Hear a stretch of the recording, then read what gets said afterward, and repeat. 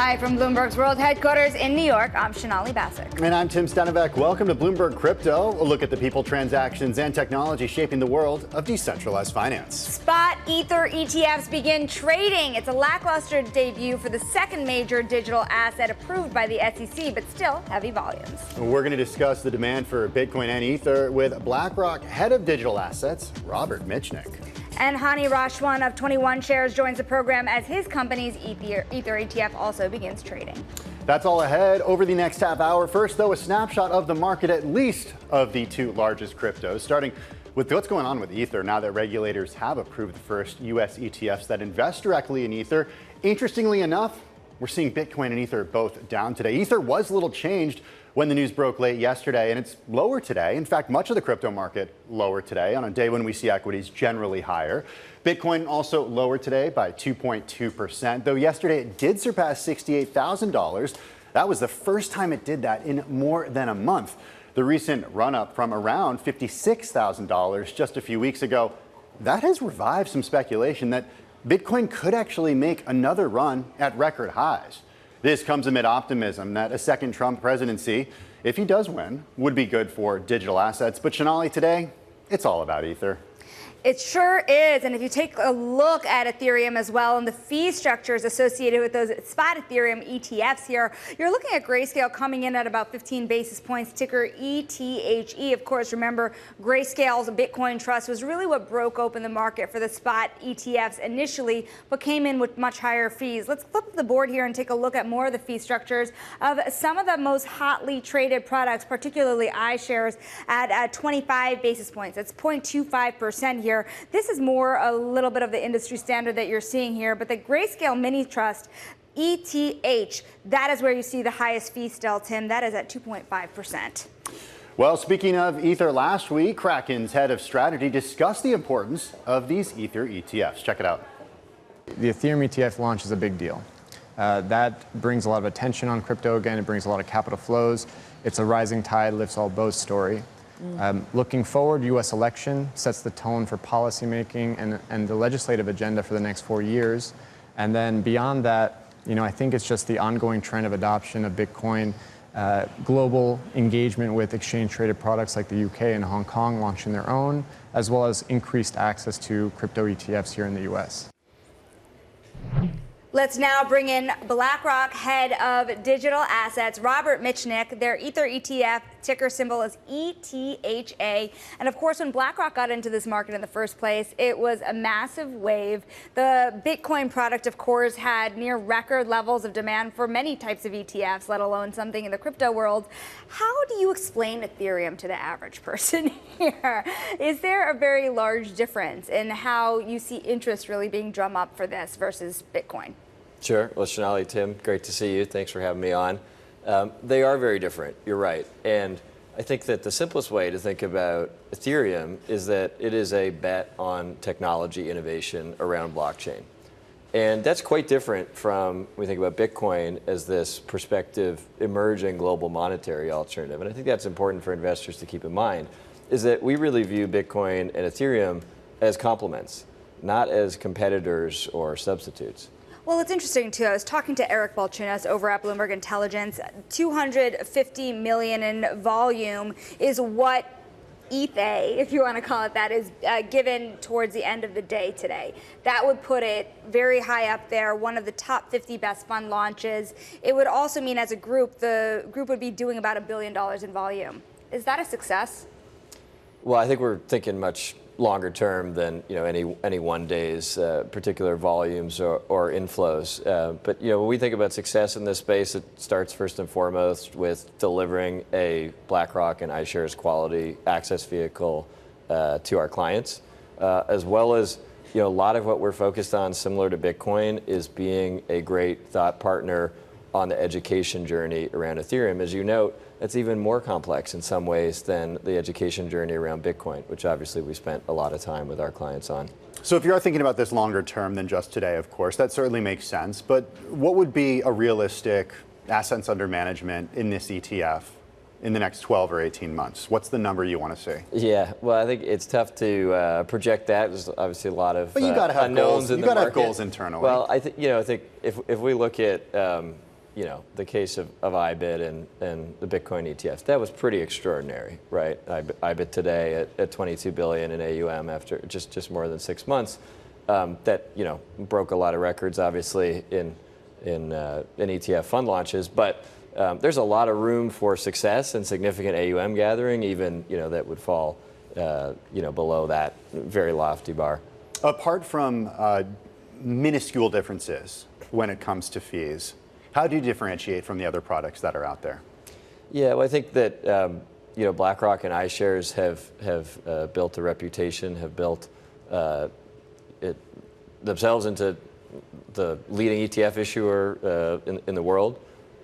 We spent multiple years, starting in 2021, building a technology integration with Coinbase Prime into our Aladdin system, such that this ETF, just like IBIT, can run on the same technology and risk system that the other 1,300 plus ETFs globally for iShares do. Let's talk a little bit about Ethereum versus Bitcoin here in the regulatory structure, right? And by the way, Rob, has the SEC even come down that hard on the crypto world if you think about two spot ETFs? I was thinking the same thing. What is everyone complaining about? I get the suits against the exchanges, but still, under this administration, you have seen two major spot ETFs launched. How far down the road can you go with still the remaining regulatory uncertainty? And by the way, there's tons of it. Right. Well, I think it's a really beneficial thing for investors and for markets. What's happened with these ETFs, they've brought access to these assets, which many investors clearly have wanted and have been excited to get the opportunity to hold through an ETF, and brought that into a regulated environment into these wrappers. There's a ton of demand from our clients, clearly, to be able to access the leading crypto assets within the exchange-traded wrapper. And so it's been a great year from that standpoint. As Sonali mentioned, we've seen the launch of Bitcoin and Ether ETFs under SEC Chair Gary Gensler. But there has been a lot of discussion in recent months about how much friendlier Trump administration would be to crypto. Certainly the crypto industry is vocal about that. What would be different, if anything, under a Trump White House than a Biden White House or a Harris White House? Right. Well, I actually think the meaningful shifts that we've seen has been over the course of 2024. You've seen this clear growth in recognition generally from a congressional standpoint that there's a need to develop effective regulation in this space, regulation that supports innovation and also protects investors. And that actually has been bipartisan. So that's probably the most notable thing that we've seen is the emergence of this as a bipartisan concept. Rob, how much institutional interest is there in blockchain products outside of the ETF wrapper? Well, I think there's a fair bit. You've seen activity around tokenization. Think about the activity that's happened around stablecoins. When we think about the digital asset space, we think about it across three pillars. It's crypto, it's stablecoins, and tokenization. Many of our clients are interested clearly in investing in Bitcoin and in Ether, but they're also interested in some of these other technology applications, particularly around tokenization. AI is certainly a theme that many investors are excited about. Curious if there are any actual real significant spillover from developments when it comes to AI into digital assets. Can you give us some examples of that? That's a great question. When we think about longer term, and this is, there's many things that are, of course, uncertain in the way this will play out. But you think about internet native money, which is what Bitcoin brought into being. Crypto speaks the language of computers, right? So when we think about potentially greater role for AI in our economy, this is a technology construct and a way of money existing that actually fits pretty integratedly with that. So we'll see. I'm really curious in how, we're going back to regulation for a minute, just the dynamics about Ethereum and the world of staking. How does that change the dynamics between kind of the spot Ethereum market and the spot Ethereum ETF market when there's so much uncertainty around the business of staking? Sure. Well, I think obviously all the Ethereum ETFs that launched today do not do staking, right? That's consistent across all of them. And the way the staking works is a fascinating new construct, that Ethereum and other blockchains have brought into being. When we look at the way Ethereum's held today, though, only about 29% of all ETH is actually staked. So certainly there's a bifurcation between those who are holding it and choosing to stake it and those who don't. BlackRock Head of Digital Assets, Robert Mitchnick. Robert, good to see you. Thanks for joining us. Sure. Thanks for having me. Coming up, Hany Rashwan of 21 Shares joins the program as his company's Ether ETF begins trading. Then Matt Hougan of Bitwise joins to pitch his firm's Ether ETF as well. And to access all of the latest data and news on crypto, all you got to do is type in CRYP-GO on the Bloomberg terminal. This is Bloomberg.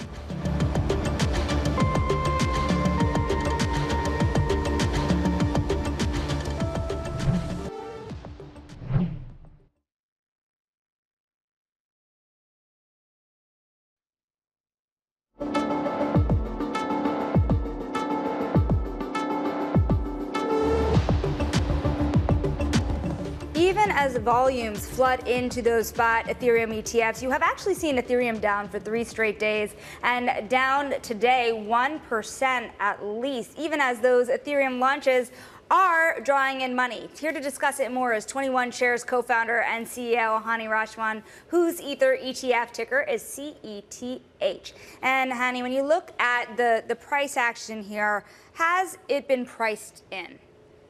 So thank you for having me. It's good to be back. It has been priced in a bit, but the other aspect of it is when we compare it to Bitcoin, which launched at the right time, in the right place, with everything going in its way, it's a little bit different. It's the summer. There have been some global macro events that have impacted it here or there, but we still are quite bullish over the next 6 to 12 months on crypto overall and Ethereum in particular. Hany, I'm wondering who these ETFs are for. Who do you have in mind buying these? So globally, we're the largest issuer of crypto ETFs. We have 50 of these things around the world. And what we often find are a mixture of retail investors who may not be comfortable setting up their own wallets and handling that infrastructure, and a lot of institutional investors. Less so on the insurance and pension funds. They're not quite there yet, but we believe with time they will be. And more on the family offices, independent asset managers, and the like. But they seem like those folks are sophisticated enough to set up their own wallets and go directly to actually buy the token. So it depends on the fund, but a lot of funds have mandates that may preclude them from investing in non-securities. They may want to have the regulated umbrella with the comfort, with the custody, with all of that. You know, you think about that to the point that Tim is making, why buy an Ethereum ETF? You can kind of see with Bitcoin how much more there was that push into the attempted push, at least, into the FA market. Does that same push apply to Ethereum? And is it as simple when a lot of people don't know what Ethereum is even used for? Let's be honest. No, absolutely. So the way we think about it is Bitcoin is digital gold. It is an insurance against bad fiscal and monetary policies, and it makes sense in a lot of parts of the world, and even in America. Ethereum is actually using the blockchain. Ethereum is the actual applications that move money, that can transform our financial system, are built on smart contracts. Ethereum is the biggest single platform of that. The single biggest use case of crypto today is stablecoins, by far. Visa settled $10 trillion last year. Stablecoins settled $9.3 trillion. And you'll see that happening on platforms like Ethereum, like Solana, and the others. No staking rewards in the ETFs. Yet, so far. Okay, yeah. So we've seen this around the globe. I think sometimes regulators need a little bit additional comfort. And we've launched before with no staking, and we have no issues whatsoever with taking our time and upgrading the product later. But you do see staking happen as it's a moment of when, not if? Of course. We have a dozen or so stakeable ETPs around the world, and our ambition is to add staking as soon as possible. And it's an educational aspect with the regulator. It will take some time, but that's the plan and that's our ambition. But what gives you confidence that you can convince the SEC to get comfortable with that? We've been working on getting Ethereum listed for 6 or 7 years, and we finally convinced our regulators here.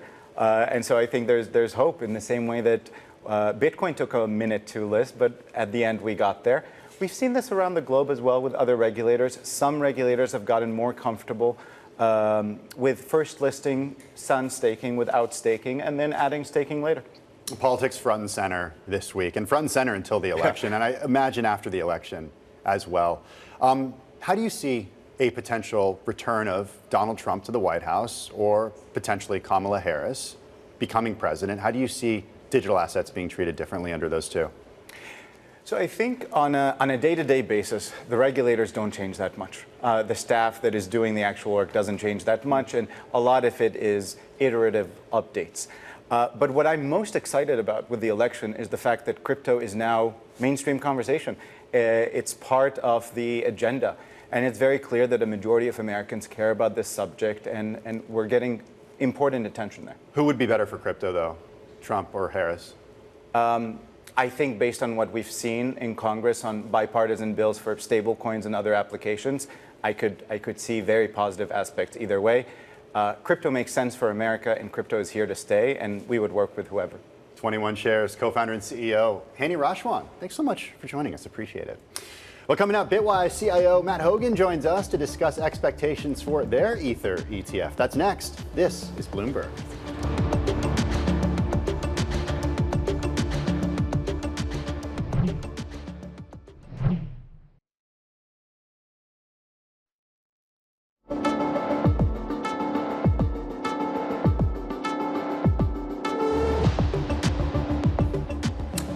Welcome back to Bloomberg Crypto. Let's now bring in Bitwise Chief Investment Officer Matt Hougan. His Ether ETF is ticker ETHW. Matt, good to see you. Flows on a day like today. It's early, but already we're seeing some impressive numbers. How are you thinking about the reaction to the launch today? Yeah, it's been an incredible reaction, to be honest. It's exceeded my expectations. Through lunchtime, we had about $500 million traded in these new ETFs. By comparison, the average ETF trades about $1 million on its launch day. So it's shaping up to be the second most successful ETF launch of all time, after, of course, the Bitcoin ETFs. And we expect to see strong flows into ETHW, the Bitwise Ethereum ETF, when we close out later today. Not to move the conversation even forward even more, but given that you've had now two successful launches, spot Bitcoin, spot Ethereum, what's next? Ethereum had significant regulatory questions around it. Does this mean you can turn faster into more crypto assets for a spot ETF? Great question. You know, the first thing I would say is there are still unlocks to go, even for Bitcoin ETFs and Ethereum ETFs, just because they're approved and many people can buy them. Some of the largest wealth management platforms in the world, folks like Morgan Stanley and Merrill Lynch and others, are still working through the due diligence. So there's big steps to go forward just for those two assets.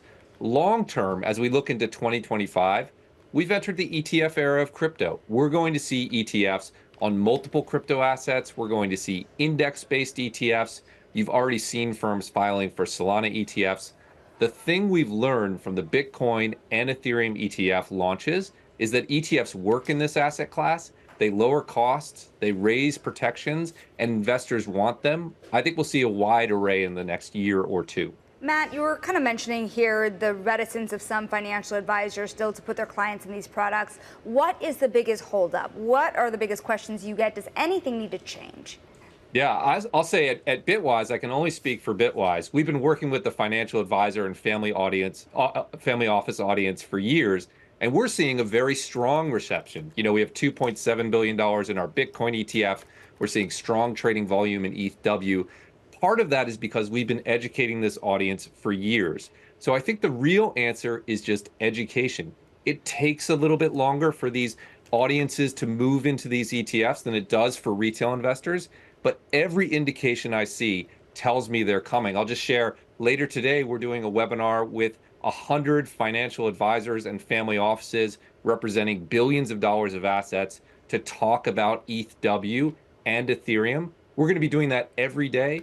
Eventually, that's going to pay off in billions of dollars in flows. Well, I understand that they might be interested in Ether or Bitcoin, but what's the evidence that you have, Matt, that there is demand for cryptos beyond the two largest? ETFs, crypto ETFs beyond the two largest?